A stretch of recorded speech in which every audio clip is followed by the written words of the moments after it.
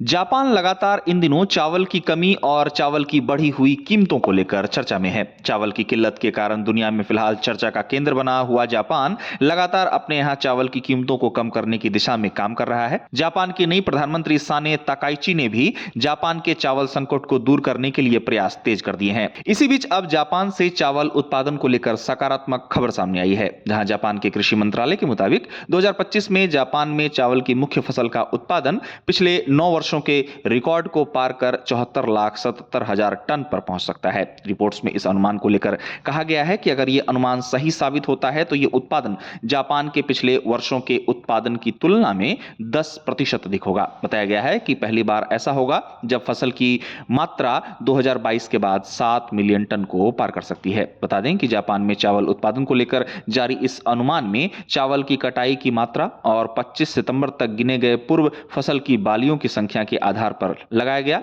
जब जापान की 60% फसल समाप्त हो चुकी थी। गौरतलब है कि जापान के कृषि मंत्रालय का हाल ही में अनुमान था कि जापान में 2025 में भूरे चावल का उत्पादन 7.28 मिलियन से 7.45 मिलियन टन रह सकता है, जबकि नई फसल की मांग कुल 6.97 मिलियन टन से 7.11 मिलियन टन होगी। इसी बीच अब जापान के कृषि मंत्रालय द्वारा चावल उत्पादन को लेकर सकारात्मक खबर सामने आई है। जापानी कृषि मंत्रालय का अनुमान है कि जापान में उत्पादन पिछले 9 वर्षों के रिकॉर्ड को पार कर 74,77,000 टन पर पहुंच सकता है। गौरतलब है कि इन दिनों चावल संकट और चावल की ऊंची कीमतों का सामना कर रहा जापान लगातार सुर्खियों में है। कुछ महीने पहले ही जापान के चावल की बढ़ी हुई कीमतों के बीच जापान के पूर्व कृषि मंत्री को अपने एक बयान के लिए पद से इस्तीफा देना पड़ा था। अब उम्मीद की जा रही है कि साने ताकाइची के जापान के प्रधानमंत्री का पद संभालने के बाद जल्द ही जापान चावल संकट से उबर पाएगा।